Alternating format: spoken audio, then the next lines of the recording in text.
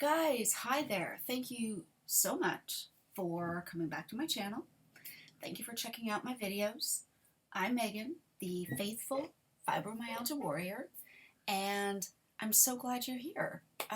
So I noticed that there are some new subscribers, and I just want to thank you all very much for subscribing to this channel.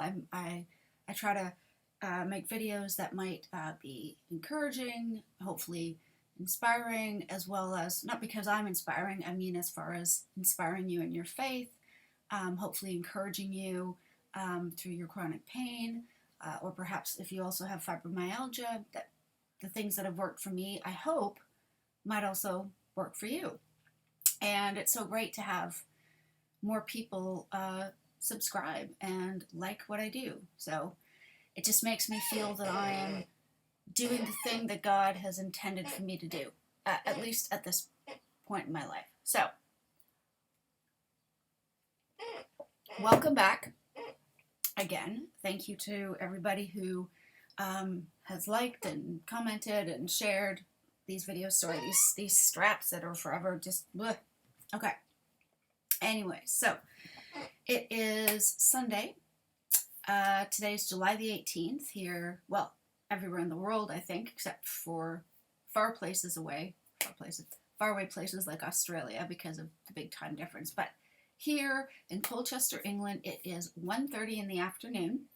It is 30 degrees Celsius, beautiful blue sky, just a few little white puffy clouds, and summer is finally here. And I am so excited because I've been waiting for days with no rain, no gray clouds, where I could just go out and lay in the sun. Now, first thing I want to just say is this is not a hot cup of coffee. I make my own iced coffees. There's no real big secret to it. I just make some decaf usually. I fill the mug to say about there, and then I fill in enough ice cubes until the level gets to almost the top. Like, see where that is there? That's about how far I want it filled up with ice cubes. And then I put in a bit of coconut milk. So nothing fancy. As much as it would be nice to be maybe somewhere under an umbrella and going for a Starbucks iced coffee or to my favorite cafe, I'd rather wait and maybe go later when it's just a little bit cooler and my husband is home. He is actually up in Suffolk, I believe it is at this point. He's doing a 50-mile bike ride with a friend and his friend's cycling club. He's planning to do 50 miles today. So he's got lots of water and electrolytes and everything else. I hope he does okay. But it's hot out there, baby. Look, I am not about to complain because I have friends that live back in Ottawa in Canada. For those of you who don't know or haven't guessed, that's where my husband and I and our kids are from originally, but we've been in the UK now for 12 years. So that being said, parts of Ontario have been having massive heat waves, like high 40s.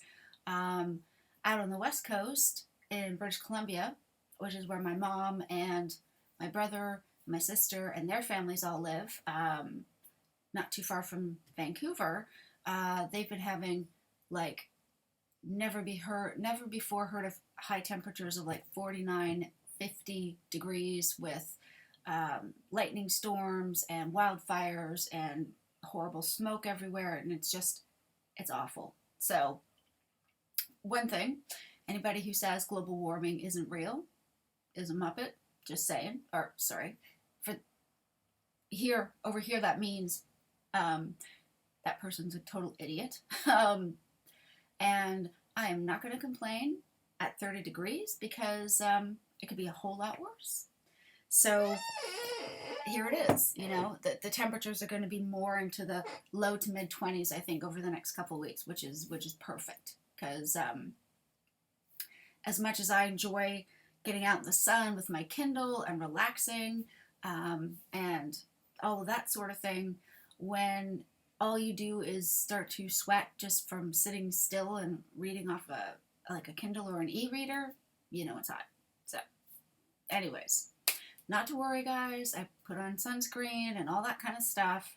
And, for years, I had the most sensitive skin.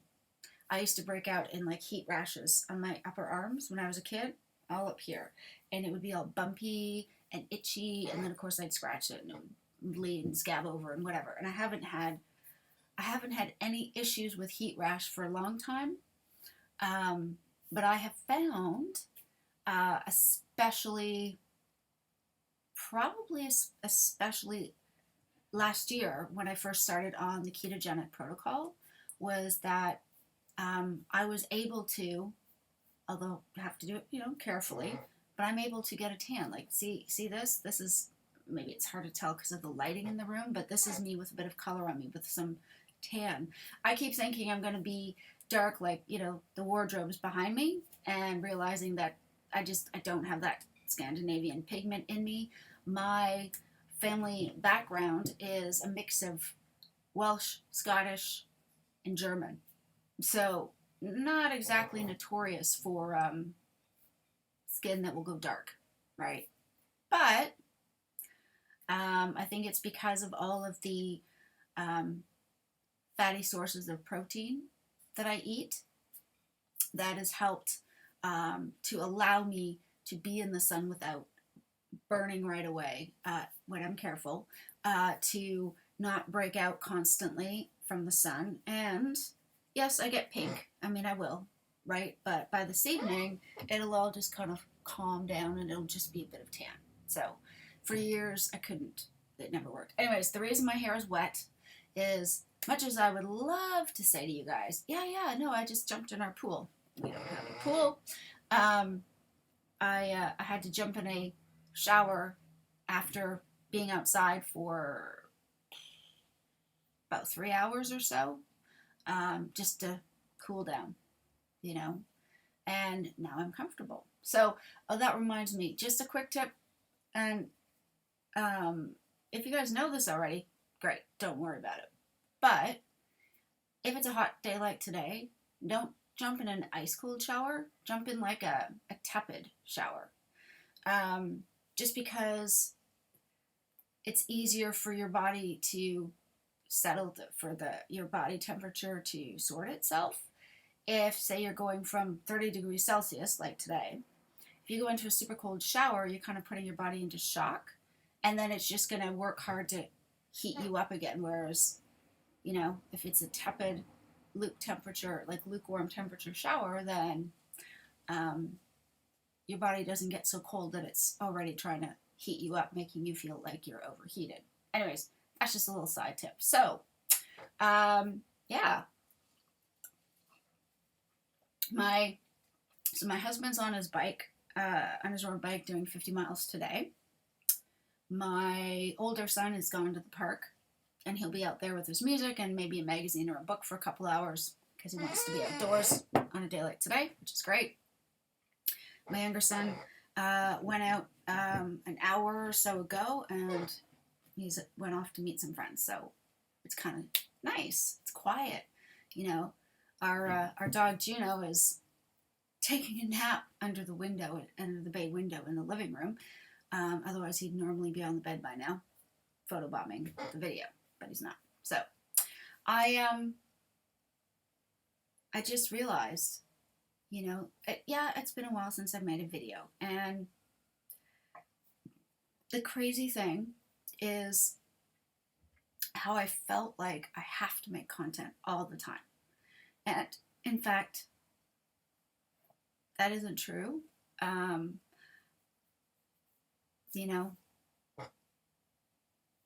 I have to take care of myself. I have to look after me. Tomorrow, the 19th, pretty much every single restriction is going to be gone tomorrow here in the UK. In England, at least, anyways. And part of me is like, thank goodness, because it's been 18 months and, everybody wants to get back to some kind of normal. Is it the right thing to do? Will it allow us to combine mass vaccinations with herd immunity so that come the winter, whatever new variants come out, we can handle them? Probably. Um, it's interesting conversations. Like I said, we have good friends in Ottawa that uh, we Zoom chat with, most Saturdays. Catch up with them, and they're still under quite a bit of restrictions in Canada. Um, so it's kind of an interesting perspective to say, oh yeah, we can go anywhere, we can do whatever we want. I mean, people who went to Wimbledon, as of the quarterfinals, it was full capacity. Um, the Euros, Wembley, full capacity. Um, so, it's already been happening. Gigs are going to open up, outdoor festivals are coming back, which is great, which is super exciting. I've had both my shots. So was my husband. Um, I don't know. I guess best thing to do is test them out, right? Um, Sorry, I'm saying a lot. I just felt this need to thank you guys. I don't have a particular topic for today. I don't. Um, it's just one of those. I just felt moved to share my gratitude with you because I am. I'm really thankful. I'm really grateful for those of you guys who have subscribed, and it means the world to me. Um, on a hot day like today, so I was out in the sun, fully out. My husband got me a sun lounger, and I was all kitted out. Had my big umbrella to go over my head, so the body would get color, but my face wouldn't get burned. My eyes wouldn't get, affected by direct sun and all that. And it was fantastic, just out there reading a murder mystery that I'm just partway into. It's really good. Lots of water. Before I forget, I know you guys probably already know this, but if you don't, please drink water. Like I'm making myself drink water.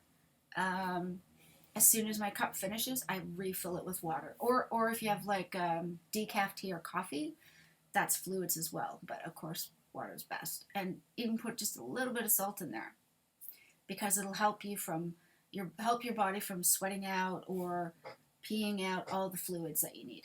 The salt sort of helps some of it stay in you. It helps with electrolytes. So, anyways, what I was going to say is, on a day like today, don't wait until you feel thirsty because what'll happen is you won't feel thirsty, right? You will start to become dehydrated and then you don't feel thirsty. So you don't drink. So then you get more dehydrated and you don't feel thirsty. So instead of waiting till you feel thirsty, please, refill your fluids regularly. Whatever that means for you. For me, it's like probably every half hour or so when I finish with water and one of my decafs or whatever, fill it back up again. Just a hint, just a helpful tip, for anybody who didn't know this. But you guys are all intelligent. You probably already knew this.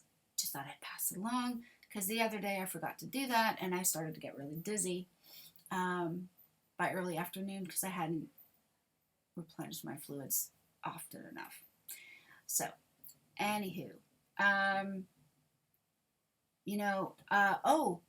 this might be helpful. Now, I do find that my wrists get a little bit achy when it gets this hot. So I definitely wouldn't be doing okay back in North America with the heat waves going on. What I find helps is keeping my feet elevated. Like I'm sitting like this in this office chair for this video, clearly, but I can't sit like this throughout the day, right? Where the blood rushes down to my feet because then my feet swell, my ankles swell, and it's just not fun. So wherever possible, keep your feet elevated. Also, when you take your shower, you may want to, if you have one of those detachable shower heads, just turn the water on really cold and just run it over your feet for a few minutes. It will help, You might still be hot after you're done, but I find that helps me. when it's not too extremely hot, my fibromyalgia pain is usually pretty manageable. But like I say, if I get dehydrated, it gets really bad as well. So yeah, fluids and all that kind of stuff. And I'm oh right, that's the other thing. Be careful, depending on what pain medication you may be taking. Some of them can cause side effects if you're in the sun for too long. So just, you might want to just double check if you have any sort of, things like that on your medication. I'm lucky I don't. But I know some of you guys might. So yeah, just be careful with that and keep up those fluids. That's about it. Sorry, I feel like I've just gone and rambled on, but on the same hand, I just really wanted to thank all you guys because your support means a lot. You visiting here means everything.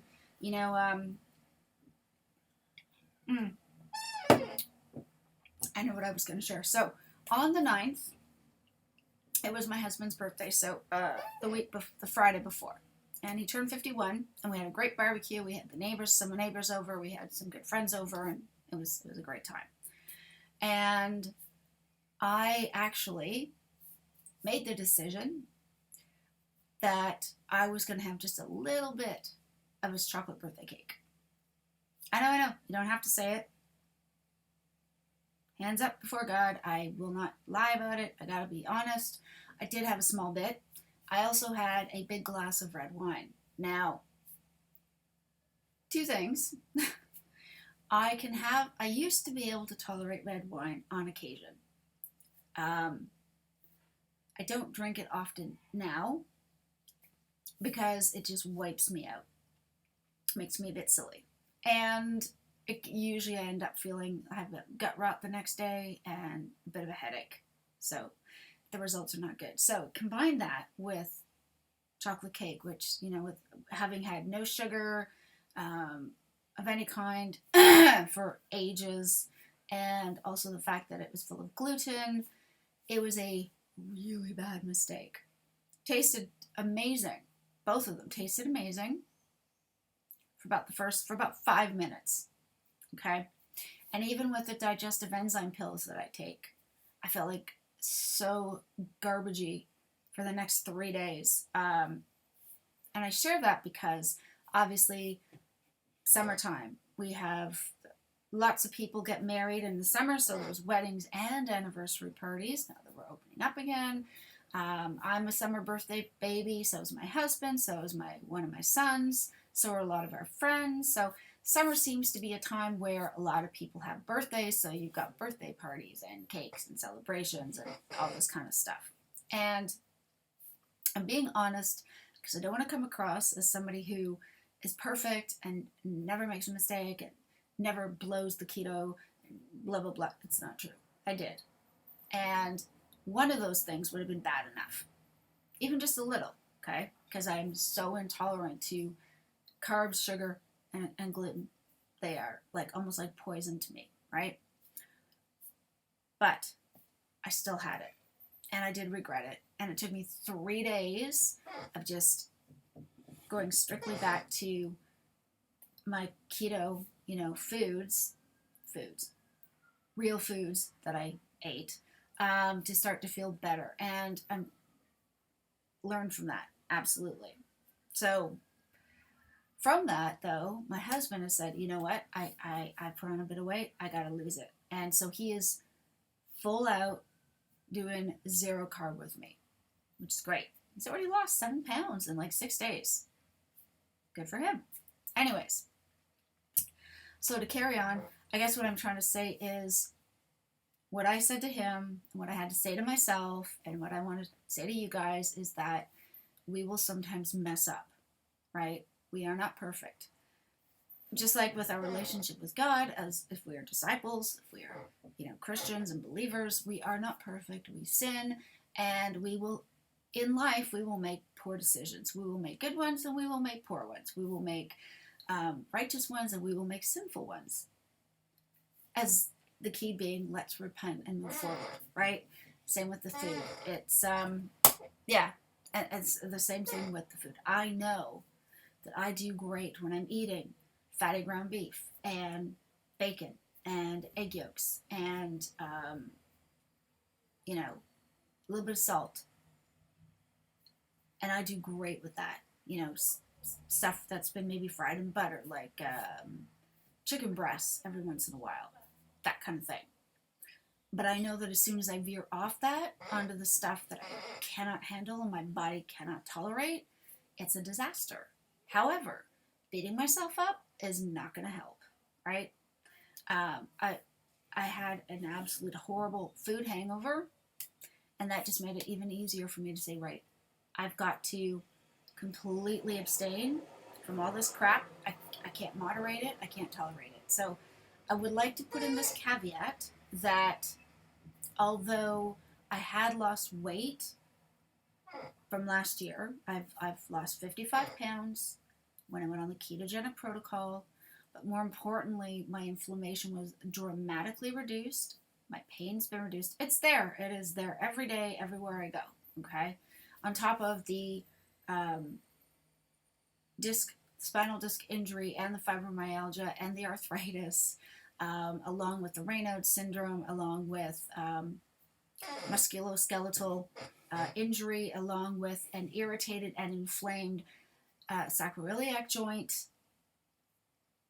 All of those things together, plus when I get stressed or anxious, everything sort of goes whoosh all at once. Okay, so the pain is still there, but it's manageable now. And me beating myself up for a really poor decision isn't going to help me change anything. And I had to say that to my husband. Well, you can't beat yourself up. It's done. Now what you got to do is lay off the carbs, including all sugars, whether it's fruits or processed. Lay off all the starches, and watch the weight will start to come off. And of course, so it has. And now he's not as hungry all the time and all this other good stuff. But I share that because the weight loss for me was a byproduct, but the best result was reduction of pain and inflammation. And so I hope that when I've been sharing this stuff with you guys, it helps you as well, right? It can help you with pain management. For me, it was an entire elimination diet process, There's so many things I couldn't handle. Oh, also because I have IBS. So those symptoms are in remission. And that's all great. That's exactly what you want. So if you haven't tried it, you should give it a try. It can really help you. Again, don't even, if you don't need to lose weight, fantastic. You can still try it for reducing inflammation and pain. And that alone is well worth it. One of my favorite YouTubers that you can follow is, her name is Go Keto with Casey, and she's great. There's also the Carnivore Yogi, and she has some really good videos as well. So, as I say, it has really helped me. Now, being restored in my faith to God, the past year has made a huge impact as well. But if I only believed in God but didn't address the physical challenges in my life, I don't know how long I would have had that faith. Making the physical challenges and not realizing that it was God helping me to gain control over the inflammation and the pain in my body, then I would have easily slipped back into my old ways and just lived with the pain. God, for me, I need both. I need my relationship with God. I also need to remember to follow the keto protocol. And honestly, when there's no special foods, you do not need to buy any products, any tablets, anything else. The only reason I take the digestive enzyme pills with peppermint is because they're really, really, really helpful with helping me battle my IBS symptoms, my bloating that comes, especially, okay? Because um, that can get really bad for me and really painful. So that's why I take them, not because of the foods I no longer eat or the foods that I only eat. But as it's been explained to me, ketogenic protocol is a diet whereby you lay off the carbohydrates. Okay? 20 grams total a day, maximum, is what's recommended. Or less. Okay? Carbohydrates are not required by the body to make glucose. There's this thing called gluconeogenesis, and it's a process whereby the brain can take fat in the body that is stored, and it converts it to ketones, and then it gets processed into glucose for the brain. So the body can make glucose. It does not need carbs to do that. Okay, so if you go from being a carb burner to a fat burner, you will also find that you don't have to refuel every couple of hours when the carbs burn off. You'll go longer. You can go longer without being hungry, and your body will have a time to not just burn what you're eating fat-wise, but as long as you are reducing what you're eating as well, then it can start burning the body fat you have stored. Okay? So it's 20 grams of carbs total per day, maximum. I try to keep mine to like 10 grams and under, only because there's a few carbs in coconut milk. Even though I only put like that much in my coffee, there's a few carbs in it. So other than that, I don't eat carbs. You don't need, cut out. So you want fatty sources of dietary protein. So as Go Keto with Casey explains, that's like eating chicken and turkey with the skin on, right? That's eating things like drumstick meat and thigh meat, because that's the dark meat, that's where the fat is, that's where all the good protein. You can eat the white meat. It's just, for me at least, the white meat is always drier and it's not as filling because there's so little fat. Okay, the fat is what helps keep you satiated. So that would be things like eating the pepperoni, eating the bacon with fat, eating sausages, pork belly, pork chops with the fat, steaks with fat, fatty steaks, fatty cuts of beef, roast beef with a nice bit of fat through it, ribeyes if you like. If steak isn't your thing, that's fine. Fatty ground beef. I have tried beef where it's 25% fat, but I find it's a little bit too fat for me. Okay, you don't want to overeat the fat either. So 20% fat is my happy zone. That's perfect. I will fry up like, I don't know, a big handful of it, and I'll throw it in the frying pan. What I do is I'll put 3 strips of streaky bacon in the pan, fry it up till it's super crispy, put it aside. Take a big mitt full of ground beef, chuck it in the frying pan, mince it up further, add a bit of salt, like ground salt. I crack in and then mix in 2 egg yolks. I don't do well with the whites because I have a lactose intolerance. For some reason, that doesn't let me handle whites well. Anyway, so I do the yolks, mix them all in so it gets nice and fatty and greasy, and it's getting nice and brown. And I like mine kind of on the crispy side. Not burnt, but, crispier. And then as it's almost done cooking, I will break up all the pieces of bacon and kind of sprinkle that on the top. Then I put it on a plate and eat it with a spoon. Now, here's the thing I've learned, from a few different YouTubers, and it's important. When you cook the beef and you're rendering the fat off, so you're getting all the beef fat to the sides and the bacon fat, scoop all that onto your plate. Like, don't get rid of it, because that's what you want. You want that bit of fat. It's filling, it's satiating. Okay? That's what I do. And like I say, I know it might sound crazy, but when you read more about it and look it up and figure out why it works, it actually does make sense. And it's delicious. my triglycerides, that's what brought my triglycerides down to normal levels from being like dangerously abnormally high. And when this was discovered, I was only 48 at the time, which is, as far as I'm concerned, that's young for worries like that. That's something you maybe worry about in your 60s. And certainly if you're a male, not so much if you're female. And yet, why? Because I was eating fruit, and I was eating starchy vegetables, and I was eating, at the time when I was first tested, I was just eating a lot of peanut butter and jam on toast, whole wheat, thinking, well, this is protein, and a little jam never hurt anybody, and everything's fine. And of course it wasn't. And that's when I changed everything. Went back for a follow-up.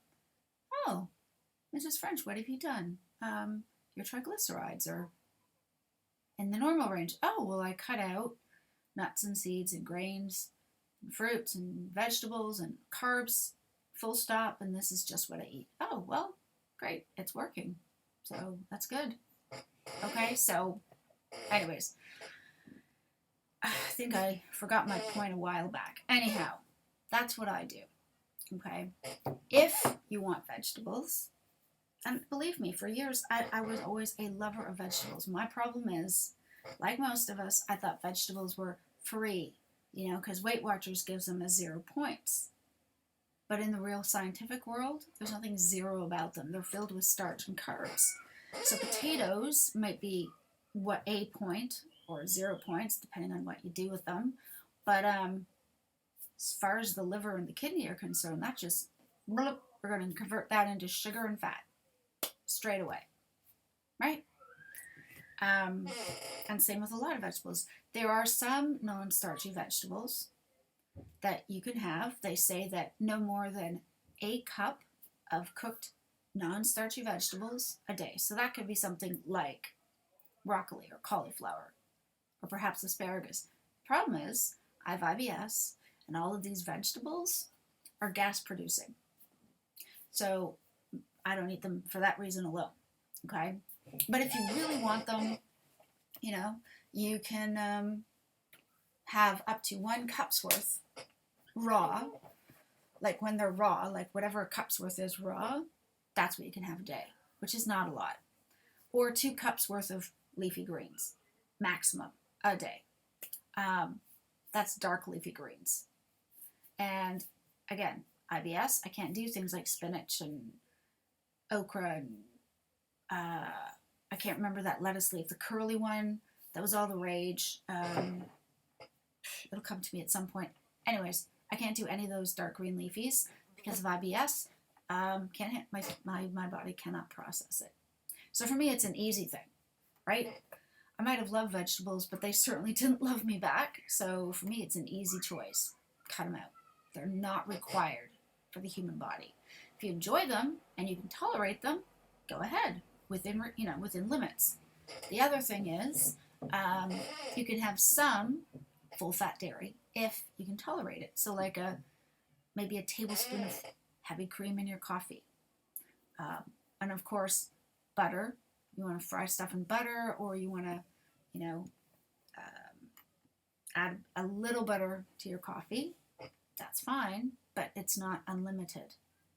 And it was interesting, watching some of Go Keto with Casey's videos. She points out and reminded me that the ketogenic protocol is not intended to be a high-fat diet.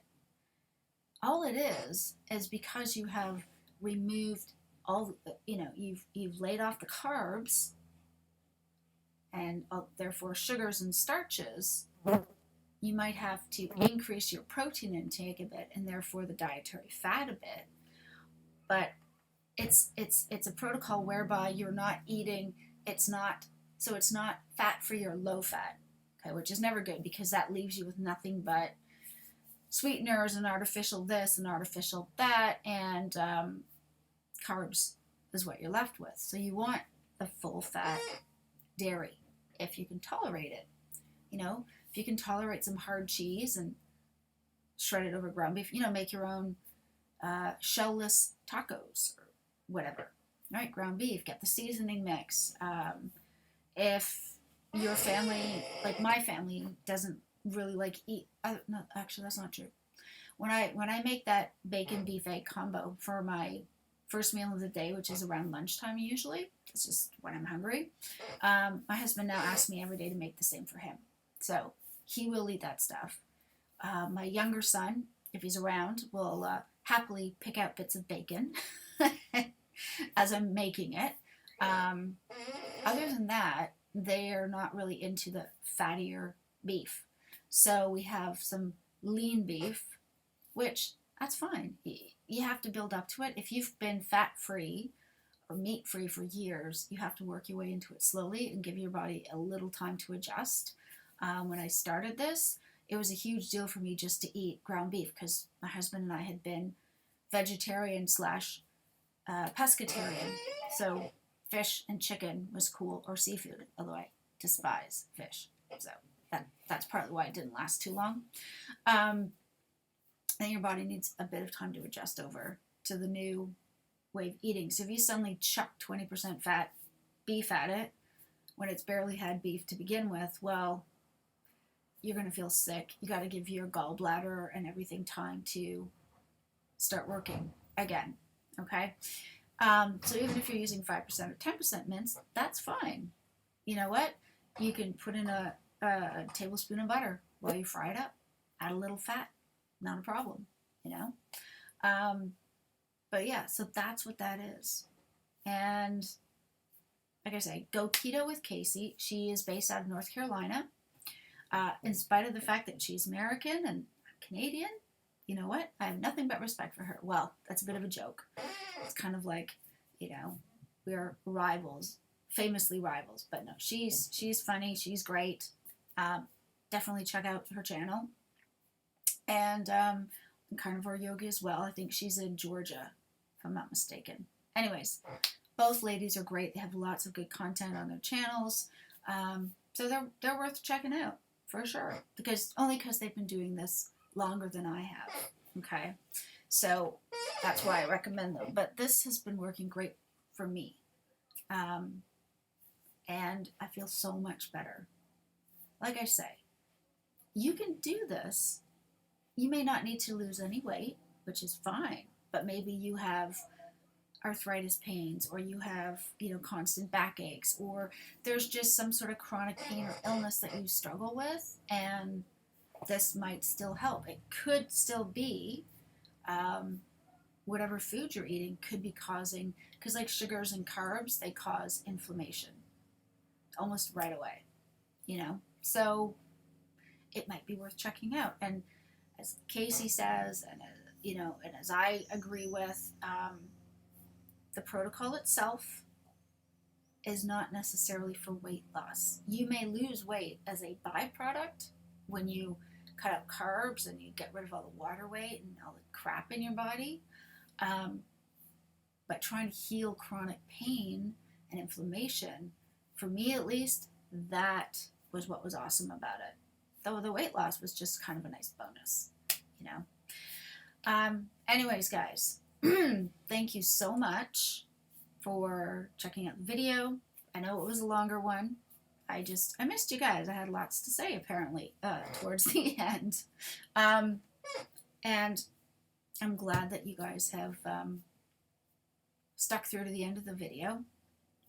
Let me just please also say, as much as this protocol, this approach to eating has been helpful, if I wasn't a disciple of Jesus, if I was not a Christian, then I could have easily have been tempted back into my eating disorder of bulimia and my disordered eating habits.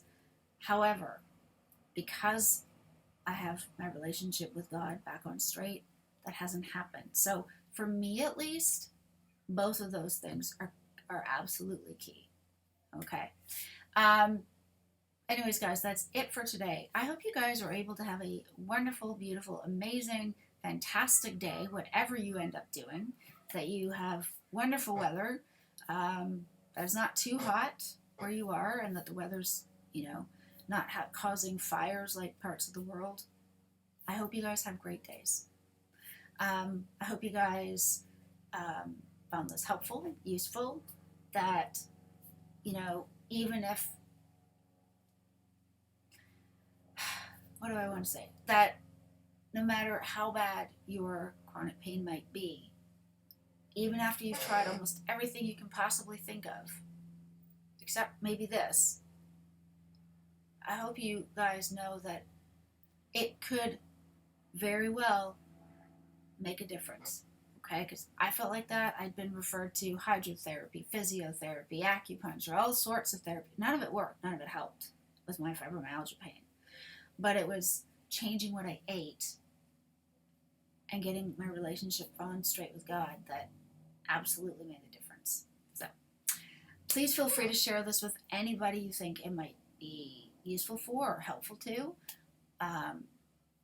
Hopefully you'll give it thumbs up if you've liked it. Thank you for all your comments and feedback. I always appreciate it. You guys are always great and always super respectful, so thank you for that. And if you have not yet subscribed, it would be great if you did. The more of us, the merrier, as we can hopefully support each other and figure out ways to deal with this in our different lives. Anyways, guys, that's it for me for now. I think I'm going to go sit in the cool living room and find a movie to watch. Because, heck, I can watch what I like. No one else is here to control the TV. So, that's it for me. Thank you guys again. I appreciate all your support. And, yeah, here's to, hopefully I'll get another video out soon. And thanks always for watching, guys. It really does mean a lot to me. I really do appreciate it. All right, that's it for now. Bye.